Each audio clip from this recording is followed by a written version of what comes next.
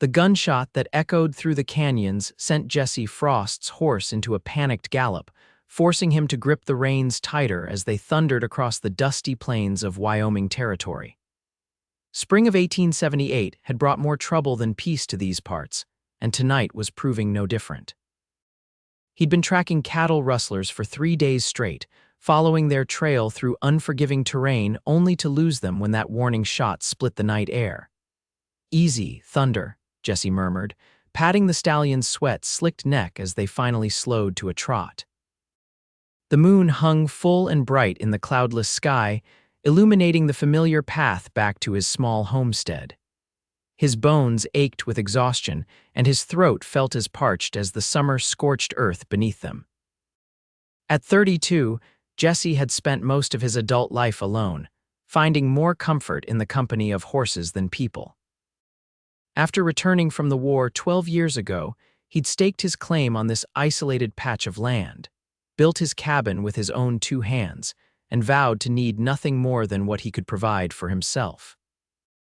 The silhouette of his cabin appeared on the horizon, a solitary structure against the vast emptiness of the frontier. No welcoming lamp burned in the window, no smoke curled from the chimney, just the way he'd left it 3 days prior.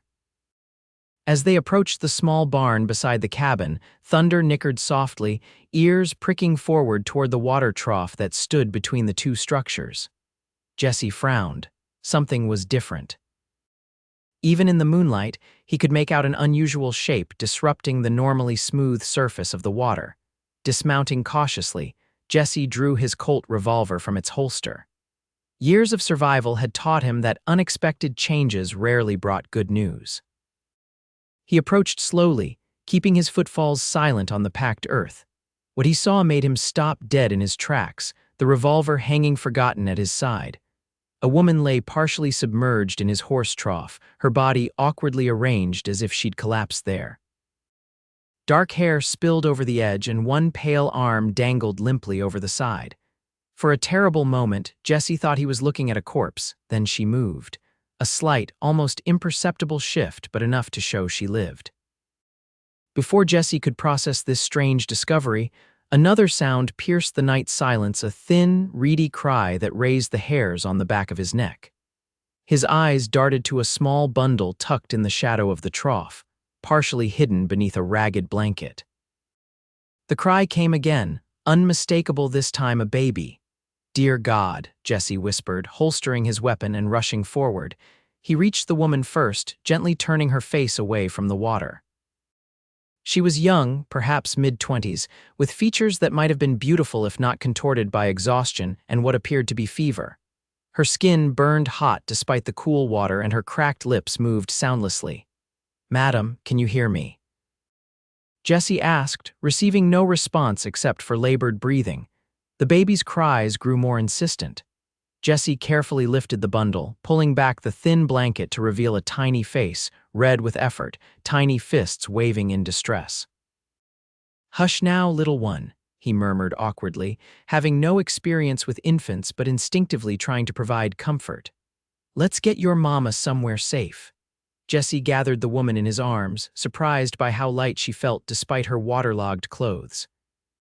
She stirred slightly, eyes fluttering open for just a moment. "Please," she whispered before unconsciousness claimed her again. With both mother and child in tow, Jesse made his way to the cabin, kicking open the door and laying the woman gently on his bed. He placed the swaddled infant beside her momentarily while he lit the lamp and stoked the fireplace to life. In the warm glow of the lamp, Jesse got his first clear look at them both. The woman wore a simple dress, torn and mud-stained, with no coat despite the spring chill.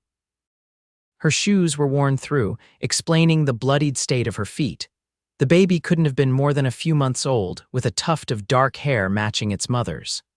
"What happened to you too?" Jesse wondered aloud, filling a basin with fresh water from the barrel in the corner.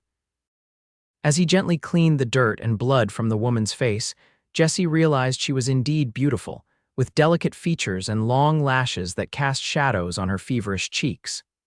The baby had quieted somewhat but still fussed, tiny limbs struggling against the confines of its blanket.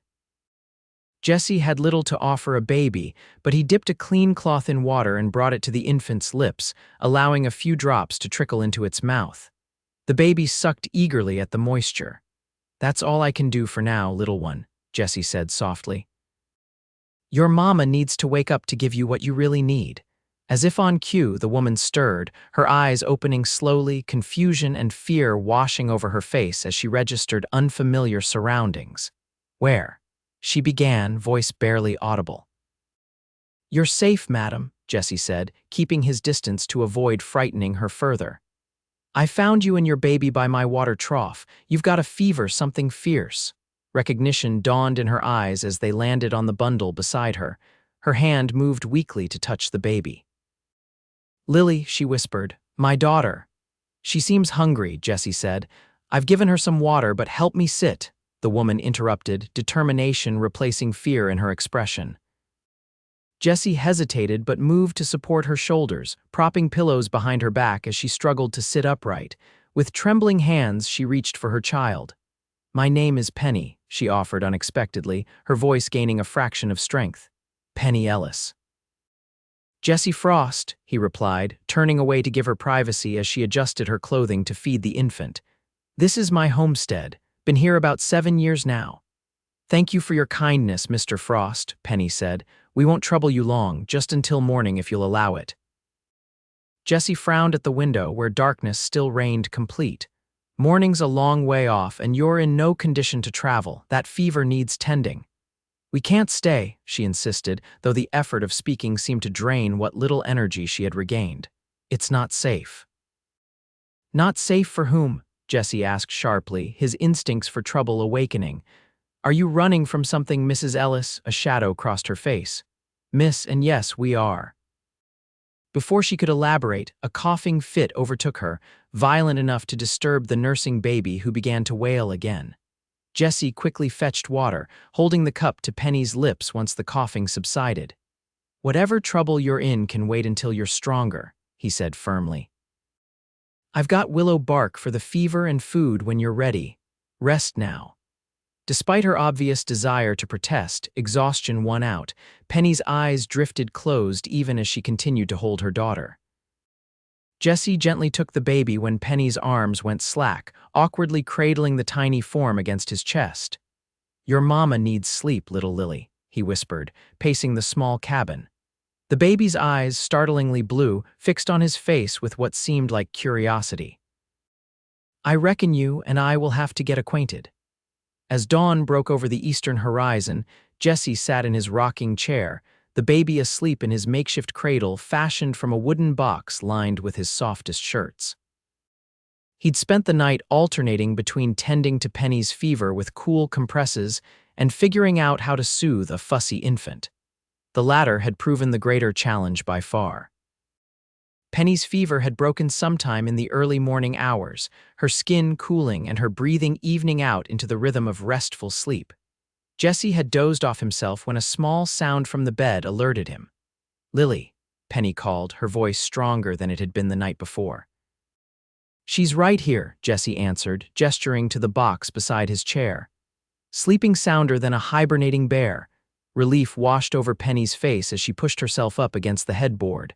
"How long have I been asleep?" "Most of the night. Your fever broke a few hours ago." Penny's eyes took in the cabin, the simple furnishings, the rifle mounted above the fireplace, the bookshelves filled with well-worn volumes. Her gaze settled on Jesse, studying him with new clarity. "You live here alone," she stated rather than asked. Jesse nodded. "Just me and the horses." "And you took care of Lily all night," a half smile tugged at Jesse's lips. "I wouldn't call it taking care, more like stumbling through. She's got a powerful set of lungs when she's unhappy." "She's usually good-natured," Penny said, fondness softening her features. "The past few days have been difficult for her too." Jesse stood, moving to the small stove. "I've got coffee brewing and some porridge you need to eat." As he prepared breakfast, Penny carefully swung her legs over the side of the bed, testing her strength. Her dress had dried stiff and uncomfortable during the night. "If you're feeling steady enough, I can draw water for you to wash," Jesse offered, keeping his back turned to give her privacy. "I've got a spare shirt that might serve as a dress until yours is laundered." That's very kind, Penny said, but we really should be moving on as soon as possible. Jessie turned, fixing her with a stern look. Miss Ellis, you were half dead in my horse trough last night. Your feet are cut to ribbons, you're clearly exhausted, and that baby needs more than a desperate dash across the countryside. Whatever you're running from, perhaps I can help. Penny's expression hardened. You can't. No one can. Try me, Jessie challenged, setting a bowl of porridge before her. I've seen my share of trouble.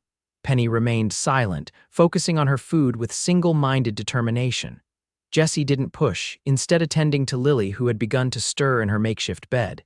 He lifted her carefully, still marveling at how small and fragile she felt in his calloused hands. She likes you, Penny observed as Lily quieted almost immediately in Jessia's arms. She's usually wary of strangers. Horses are more my usual company, Jessie admitted, but we came to an understanding last night, didn't we, little one? After finishing her porridge, Penny accepted Jessia's help to reach the washbasin he'd prepared behind a privacy screen. The borrowed shirt hung to her knees, belted with a length of rope to give it some shape. When she emerged, color had returned to her cheeks, and her damp hair hung in dark waves down her back. Thank you, she said simply, for everything. Jessie nodded awkwardly, unused to having a woman in his space. I need to tend to the horses and check the property. Will you be all right for a spell? We'll be fine, Penny assured him, taking Lily from his arms. Outside, Jessie found Thunder patiently waiting in the corral, having apparently freed himself from his tethering when Jessie failed to return last night. The loyal stallion nickered a greeting. Some night, eh, boy, Jessie murmured, stroking the horse's muzzle. Seems we've got guests. As Jessie fed and watered his horses, his mind churned with questions. What had driven Penny Ellis to such desperate circumstances? Who or what was she running from? And what was he supposed to do with a young woman and an infant on his isolated homestead? He was mucking out the stalls when he heard the distant sound of hoofbeats. Grabbing his rifle from where it hung on the barn wall, Jessie moved cautiously to the door, peering out at the horizon. 3 riders approached from the east, still some distance away but clearly headed toward his property. Jessie hurried back to the cabin, finding Penny by the window, her face drained of the color that had so recently returned. They found us, she whispered, clutching Lily tighter to her chest. Who are they? Jessie demanded, checking his rifle's ammunition. My husband's brother and his men, Penny replied, her voice shaking. Walter Ellis, after my husband died, he claimed rights to everything, including us. He wants Lily's inheritance and he'll do anything to get it. Your husband left you property, a silver mine in Colorado, Penny explained quickly. Samuel discovered it just before he died. It was barely operational then, but now, Walter says it's worth a fortune. As Samuel's widow with his only child, everything passes to me until Lily is of age. And he doesn't like that arrangement, Jessie concluded grimly. He offered marriage, Penny said, contempt clear in her tone. When I refused, he tried to have me declared an unfit mother. When that failed, his methods became more direct. We barely escaped in the night. The riders were closing the distance rapidly now. Jessie could make out 3 men, heavily armed, led by a broad-shouldered figure in an expensive-looking coat. Is there a back way out? Penny asked desperately. No, Jessie said, his jaw set in determination. And you're in no condition to run. Stay inside with Lily. Lock the door behind me. Mr. Frost, Jessie, you don't have to involve yourself in this, Penny protested. These men are dangerous. Jessie checked his revolver before tucking it into his holster. Miss Ellis, the moment they set foot on my property with ill intent, they involved me. His expression softened slightly. I won't let harm come to you or your daughter. You have my word. Before she could respond, Jessie stepped outside, closing the door firmly behind him. He heard the lock slide into place as he positioned himself on the porch, rifle resting casually but ready in his arms. The riders slowed as they approached, spreading out slightly in a manner that raised Jessia's combat instincts. The leader, a man perhaps 40 years of age with a meticulously trimmed beard and cold eyes, urged his horse forward a few paces. Good morning, the man called, his tone falsely pleasant. I'm looking for a young woman and her child who might have passed this way. Family matter, you understand. Don't get many travelers out this way, Jesse replied evenly. Certainly no women or children. The man's smile didn't reach his eyes. Perhaps I should introduce myself, Walter Ellis from Denver. The woman is my sister-in-law, recently widowed and sadly not in her right mind. Ran off with my brother's child in a fit of melancholy. We're quite concerned for their safety. That's so, Jesse said, his expression neutral. Still can't help you, Mr. Ellis. Haven't seen anyone matching that description. Walter's facade of politeness slipped slightly. My men and I have been tracking them for days. Their trail leads directly to this property. Many trails cross here, Jesse shrugged. It's the only water source for miles. One of Walter's companions, a rat-faced man with a prominent scar across his cheek, leaned forward in his saddle. Boss, there's fresh tracks by the trough, small like a woman's. Walter's gaze hardened. I'll ask you once more, sir, where is Penelope Ellis? And I'll tell you once more, Jesse replied, subtly adjusting his grip on the rifle. Not here. A tense silence stretched between them, broken only by the soft snorting of horses and the distant cry of a hawk circling overhead. Search the premises, Walter ordered his men, who immediately dismounted. Jesse raised his rifle, aiming squarely at Walter's chest. This is private property. You and your men will leave, now. The scarred man drew his pistol, but Walter raised a hand, stopping him. There's no need for violence. We're simply concerned family members looking for our loved ones. Your concern is noted, Jesse said coldly. Now get off my land. Walter's pleasant mask disappeared entirely. Do you know who I am? I have connections throughout the territory. One word from me, and your little homestead could face all manner of unfortunate accidents. One shot from me, and you'll face the most unfortunate accident of all, Jesse countered. I don't care who you are or who you know. This is my property, and I'm telling you to leave. The standoff might have escalated further if not for the sudden wailing of a baby from inside the cabin. All heads turned toward the sound, and Walter's face split into a triumphant smile.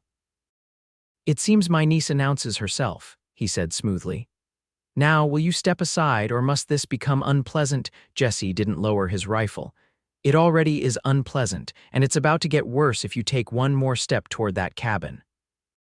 The cabin door opened behind Jesse, and Penny stepped out, Lily clutched protectively to her chest. That's enough. I won't have bloodshed on my account. Penny, get back inside, Jesse ordered without taking his eyes off Walter. Penelope, my dear, Walter called, his tone dripping with false affection. You've led us on quite a chase. It's time to come home where you and little Lily belong. We will never belong with you, Penny declared, her voice steady despite her fear. Samuel's last words were a warning about you, Walter. He knew what you were planning. Walter's expression darkened. My brother was delirious with fever. Whatever he told you were the ramblings of a dying man. He told me to watch for the poison, Penny continued, stepping forward to stand beside Jesse. How convenient that you were the only one present when he suddenly took ill. How fortunate for you that his death left the mine without clear management just as the first major silver deposits were discovered. The accusation hung in the air, stark and damning. Jesse glanced at Penny, seeing the certainty in her eyes. That's a serious charge, Miss Ellis, Jesse said quietly. It's the truth, Penny replied. And it's why he's so desperate to control Lily and me. If I were to take these suspicions to the authorities with the evidence Samuel left behind, enough. Walter roared, his composure shattering completely. Seize them both. Kill the cowboy if you must, but bring me the woman and child alive. The men moved quickly, but Jesse was faster. His first shot caught the scarred man in the shoulder, spinning him around with a howl of pain. The second man dove for cover behind the water trough, returning fire that splintered the porch railing inches from Jesse's head. Inside now, Jesse shouted to Penny, who retreated with Lily, slamming the door behind her. Walter had drawn his own weapon, firing wildly as he urged his horse forward. Jesse rolled beneath the porch, emerging on the side of the cabin with a clear shot at the second gunman who was still using the trough for cover. Drop your weapon. Jesse commanded, but the man answered with another shot that went wide. Jesse's return fire was more accurate, catching the man in the leg. He fell with a scream, his gun skittering away across the dirt. Walter, seeing his men disabled, wheeled his horse around, firing a parting shot that shattered the cabin window before galloping away toward the open range. "Coward," Jesse muttered, quickly checking the two wounded men to ensure they were no longer threats before hurrying back to the cabin. Inside, he found Penny huddled in the corner furthest from the window, shielding Lily with her body. Both were unharmed, though Penny trembled with the aftermath of fear and adrenaline. "He'll be back," she said as Jesse knelt beside her, "with more men." "Then we'll be gone before he returns," Jesse decided, already moving to gather supplies. "Can you ride?" Penny nodded. "But where will we go? He has connections everywhere, just as he said." Jesse considered this as he stuffed provisions into saddlebags. "I have a friend in Cheyenne." Former Union officer turned lawyer. "If anyone can help us build a case against Walter Ellis, it's him." "Us," Penny repeated, surprise evident in her voice. Jesse paused in his preparations, meeting her gaze directly. "I'm not in the habit of abandoning people who need help, Miss Ellis. Especially not when there's a child involved." Something shifted in Penny's expression, a softening, a cautious hope. "You barely know us." "I know enough," Jesse said simply. "I know you're brave enough to flee with an infant rather than submit to a man like Walter Ellis. I know you're protecting your daughter's future, and I know that helping you is the right thing to do." Tears welled in Penny's eyes, but she blinked them away quickly. "Thank you. I don't know how I'll ever repay such kindness." "Stay alive," Jesse replied with a hint of a smile. "That'll be payment enough." Within the hour, they were ready to depart. Jesse had bound the wounded men and left them with canteens of water and stern warnings about what would happen if they pursued. His fastest horses were saddled Thunder for himself and a gentle mare named Willow for Penny. He'd fashioned a secure sling for Lily that allowed Penny to carry her while keeping both hands free for the reins. As they rode away from the homestead, Penny looked back at the small cabin that had provided unexpected sanctuary. "Will you miss it?" she asked. Jesse considered the question, watching the structure grow smaller in the distance. "It's just a place, 4 walls and a roof, never really felt like home." "What does feel like home to you?" Penny's question was soft, almost lost in the sound of hoofbeats. Jesse didn't answer immediately, the question stirring thoughts he rarely examined. "Don't rightly know," he finally admitted. "Haven't found it yet, I reckon." They rode in companionable silence after that, pushing the horses as much as they dared while keeping a watchful eye on the horizon behind them. By midday, they had covered significant ground, following game trails and creek beds to mask their path. They stopped to rest in a sheltered grove where a small spring provided fresh water. Jesse built a small, smokeless fire to heat water for the dried beef and hardtack he'd packed. "It's not much," he apologized as he handed Penny a tin cup of the simple stew. "It's wonderful," she assured him, accepting the food gratefully. Lily slept peacefully in her sling, exhausted by the journey. As they ate, Jesse found himself studying Penny's face in the dappled sunlight that filtered through the trees. The fear and exhaustion that had marked her features the night before had been replaced by a quiet determination that he found admirable. "How did you end up at my water trough?" he asked suddenly, Penny's lips curved in a rueful smile. "Pure desperation. We'd been traveling for days, mostly at night. I lost our horse crossing a river 2 days ago and continued on foot. By yesterday, I was so disoriented from lack of water that when I saw your homestead, it seemed like a mirage. I reached the trough and drank, then must have collapsed from exhaustion. I only meant to rest for a moment. Lucky thing I came home when I did," Jesse remarked. "Providence," Penny corrected softly. "Not luck." Jesse nodded, respecting her faith even if his own had been severely tested by what he'd witnessed during the war.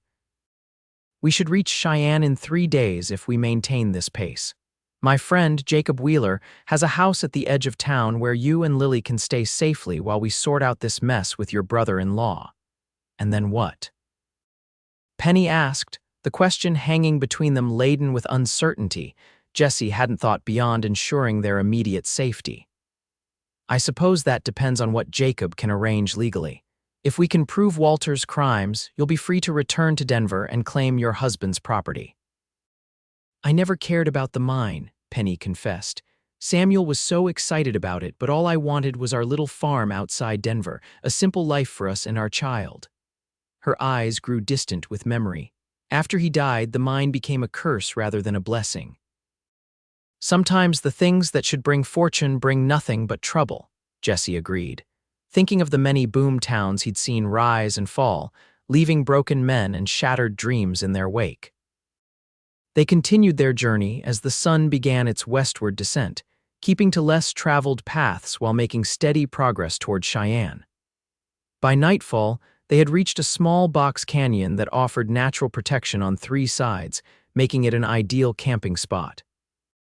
Jesse helped Penny dismount, steadying her as her legs threatened to buckle after the long day's ride. Lily had awakened and now fussed hungrily in her sling. "You tend to her," Jesse said, taking the reins of both horses. "I'll see to the animals and make camp." As Jesse unsaddled the horses and rubbed them down, he found himself glancing frequently toward Penny, who sat on a fallen log nursing Lily. The simple domestic scene stirred something unexpected within him, a longing he'd long suppressed for connections beyond his solitary existence. He built another small fire, using dry wood that produced minimal smoke. The spring nights still carried a chill, and Penny would need warmth for herself and the baby.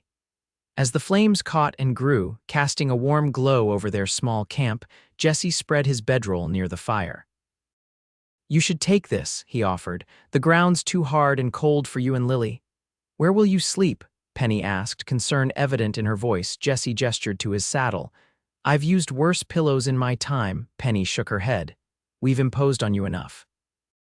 "I can't take your bedroll too." "It's not an imposition," Jesse insisted. "It's what's right." Their eyes met across the fire, and something unspoken passed between them, a growing trust, perhaps, or the recognition of shared values in a world that often seemed to reward their opposite.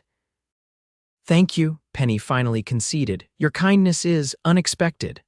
"Not all men are like Walter Ellis," Jesse said quietly. "I know," Penny replied, her gaze dropping to Lily, who had fallen asleep at her breast. "Samuel was a good man, kind and honest to a fault. Perhaps that's why Walter found him so easy to eliminate." Jesse added more wood to the fire, watching the sparks rise toward the star-filled sky. "Tell me about him, your husband." Penny's expression softened with memory. "We met at a church social when I was 19. He was older, 26, established with his small farm and so different from the boisterous young men I knew. He courted me properly, asked my father's permission. We had 2 good years before he caught silver fever and decided farming wasn't enough. The lure of striking it rich has destroyed many a contented man," Jesse observed. "Samuel wasn't greedy," Penny defended quickly. "He wanted to provide more for our future children. When I told him I was expecting Lily, his determination only grew." She sighed deeply. "He found his silver vein 3 months before she was born, and died 2 weeks after first holding her in his arms." Jesse remained silent, allowing her the space to share or withhold as she chose. "Walter moved in almost immediately, claiming to handle affairs until I recovered from childbed. By the time I realized what he was doing, how he was systematically taking control of everything Samuel had built, he'd already established himself with the other investors. My objections were dismissed as a grieving widow's hysteria." "How did you escape?" Jesse asked. "Our housekeeper," Penny explained. "A good woman who'd known Samuel since he was a boy. She overheard Walter's plans to have me committed to an asylum and Lily placed in his guardianship. She helped us slip away in the night with what little we could carry." The injustice of it stirred Jesse's anger. Men like Ellis believe they're entitled to whatever they desire, regardless of who stands in their way. "You've encountered his kind before," Penny observed shrewdly. Jesse nodded, memories of his own past struggles surfacing. "After the war, I came west looking for a fresh start. Worked cattle drives, did some scouting for the army, eventually saved enough to stake my claim. The night I was to file my paperwork, I was ambushed, beaten, and left for dead by men working for a cattle baron who wanted the same water rights. I survived, filed my claim anyway, and built my place as a message that I wouldn't be driven off." "You're a stubborn man, Jesse Frost," Penny said with the first genuine smile he'd seen grace her features. Determined, he corrected with an answering smile. There's a difference. They talked long into the night, sharing stories of their pasts that revealed more of themselves than either had intended. Jesse spoke of his childhood in Ohio, his difficult years during the war, and his decision to seek solitude in the Western Territories.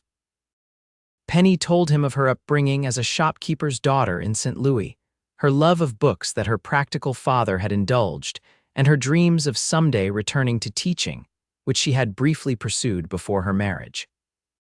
As the fire burned down to embers, Penny finally settled on Jesse's bedroll with Lily nestled beside her.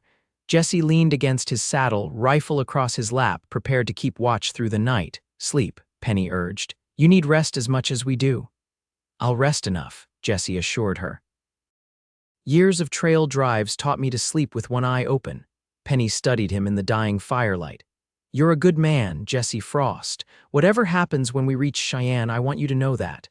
Something in her tone, a gentle finality, perhaps made Jesse's chest tighten unexpectedly.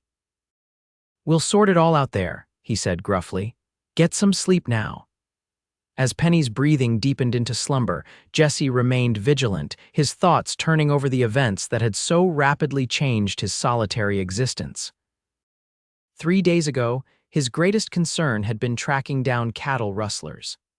Now he found himself responsible for the safety of a young woman and her infant daughter, pursued by a dangerous man with wealth and connections to leverage against them. Yet beneath the concern and vigilance, Jesse recognized another feeling taking root, a sense of purpose more meaningful than anything he'd experienced in years. Protecting Penny and Lily wasn't merely the right thing to do, it had awakened something within him that he'd thought long dormant. The next 2 days of travel passed without incident, though Jesse remained alert for signs of pursuit. They established a rhythm to their journey, riding steadily through the day, making camp in defensible locations each night.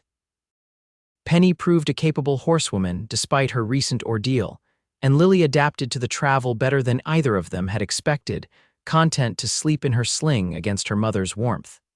On the evening of the 3rd day, the sprawling outskirts of Cheyenne appeared on the horizon. The territorial capital had grown significantly since Jesse's last visit, with new buildings and businesses springing up along its expanding borders. We'll reach Jacob's place after nightfall, Jesse explained as they rested their horses one final time.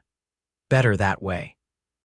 Fewer eyes to track our arrival, Penny nodded, her expression a mixture of relief and apprehension. Do you trust this friend completely? With my life, Jesse confirmed. Jacob Wheeler saved me more than once during the war. He's as honorable a man as I've ever known. The sun had long set by the time they approached a handsome 2-story house set back from the road at the city's edge. Lights glowed warmly in several windows, and smoke curled from the chimney, promising warmth within. Jesse dismounted and helped Penny down before approaching the front door. He knocked in a distinctive pattern, 3 quick raps followed by 2 slower ones, a signal from their shared military days. The door opened to reveal a tall man with salt and pepper hair and intelligent eyes that widened in surprise at the sight of Jesse. Frost. What in blazes? His gaze shifted to Penny and the baby, and understanding immediately replaced confusion. Inside, quickly, he urged, stepping back to admit them. Once the door was securely locked behind them, Jacob Wheeler embraced Jesse briefly before extending a courteous bow to Penny. Jacob Wheeler, madam, at your service, he introduced himself. Any friend of Jesse's is welcome in my home. Penny Ellis, she replied with a tired smile. And this is my daughter, Lily. We're deeply grateful for your hospitality. Jacob's housekeeper, a motherly woman named Mrs. Porter, appeared from the kitchen, immediately taking charge of the situation with brisk efficiency. The poor dear's dead on her feet, she declared, gently ushering Penny toward the stairs. I'll show you to your room, Miss Ellis. There's hot water for washing, and I've just finished baking bread if you're hungry. As the women disappeared upstairs, Jacob turned to Jesse with raised eyebrows. I suspect there's quite a story here. One best told over whiskey, Jesse agreed, following his friend into a well-appointed study. Jacob poured 2 generous glasses and settled into a leather chair, gesturing for Jesse to do the same. I'm listening, Jesse recounted the events of the past 4 days, detailing Walter Ellis's crimes and threats. Jacob listened without interruption, his expression growing increasingly grave. Ellis has a reputation in Denver, he confirmed when Jesse finished. Old money, political connections, and a mean streak a mile wide. Taking him on won't be simple. But possible, Jesse pressed. Jacob swirled the amber liquid in his glass thoughtfully. If Mrs. Ellis has evidence of foul play in her husband's death, perhaps. The inheritance issues are more straightforward as Samuel Ellis's widow and the mother of his only child, her legal position is strong. Walter threatened to have her committed, Jesse reminded him, called her unstable. A common tactic against troublesome women, Jacob noted with distaste. But one that requires medical testimony. We can counter that easily enough with examinations by reputable doctors. Hope kindled in Jesse's chest. So you'll help, of course, Jacob said without hesitation. But it will take time to build a proper case. Mrs. Ellis and her child should remain here where it's safe. I have connections with the Territorial Marshal's office. We can arrange protection if necessary. Jesse nodded, relief washing through him. Thank you, Jacob. I knew I could count on you. Jacob studied his friend over the rim of his glass. May I make an observation? When has my permission ever stopped you? Jesse replied with a half smile. This is more than a good Samaritan deed for you, Jacob stated. I've known you too long to miss the signs. Jesse shifted uncomfortably. She needed help, that's all. Is it? Jacob challenged gently. The Jesse Frost I've known for 20 years guards his solitude like a miser guards gold.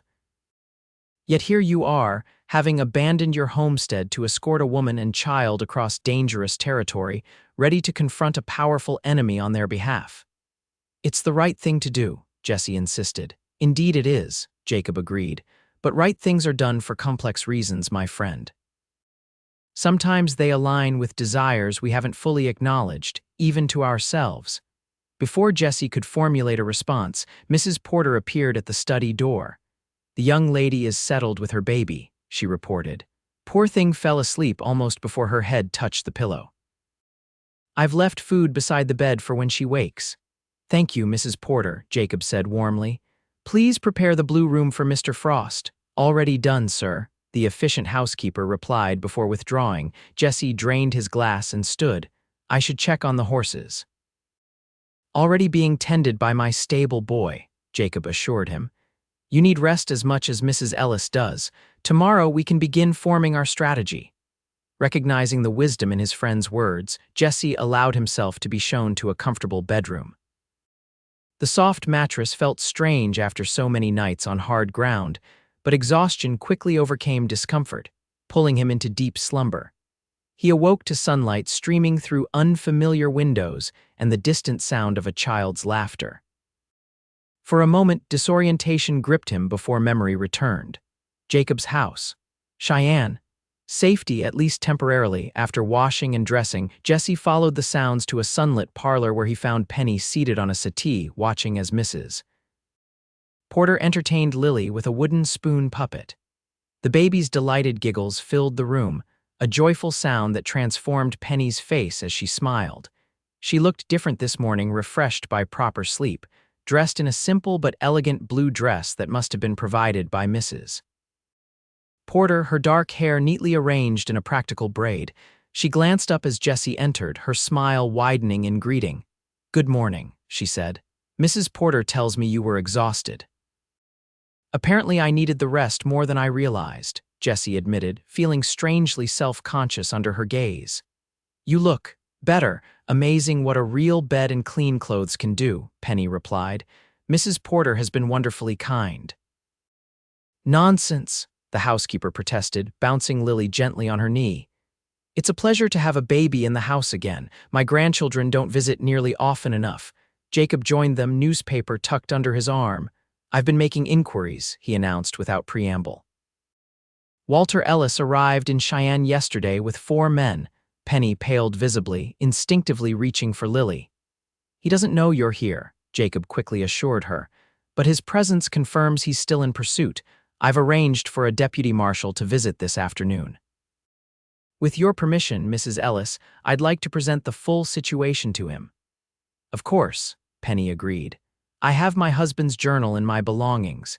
He documented his suspicions about Walter, including strange symptoms that appeared after meals his brother prepared personally. That's an excellent start, Jacob approved. The marshal can request an exhumation and examination if the evidence warrants it. The remainder of the day passed in preparation for the deputy's visit. Jesse found himself alternately pacing the house restlessly and standing guard at windows, unable to shake the feeling that Walter Ellis might appear at any moment. Penny spent the time documenting her experiences and organizing her husband's papers with Jacob's guidance, her determination to see justice done evident in every methodical action. When Deputy Marshal Clark arrived, he proved to be a serious, no-nonsense lawman with a reputation for incorruptibility, exactly the ally they needed. He listened carefully to Penny's account, examined Samuel's journal, and asked pointed, thoughtful questions. Ellis has influence, he acknowledged when they had finished, but not enough to obstruct a proper murder investigation if the evidence is strong. I'll telegraph Denver immediately for records and statements. What about Mrs. Ellis's safety in the meantime? Jesse asked. Officially, I can post a man outside, but that advertises her presence, Clark explained. Unofficially, I'd recommend continuing exactly as you are, staying out of sight while we build our case. After the deputy departed, a tense quiet settled over the household. The reality of their situation, the waiting game they now faced, pressed upon them all. That evening, after Lily had been settled to sleep in a cradle Jacob had surprisingly produced from his attic, my sister's child used it when visiting years ago. Jesse found Penny alone in the garden behind the house. She stood motionless in the moonlight, her face upturned to the stars. You should stay inside, Jesse cautioned softly as he approached. It's safer. I needed air, Penny replied without turning, and to see the sky, to remember there's something larger than Walter Ellis and his schemes. Jesse nodded, understanding the sentiment even if he couldn't fully share her faith. He moved to stand beside her, his presence offering silent support.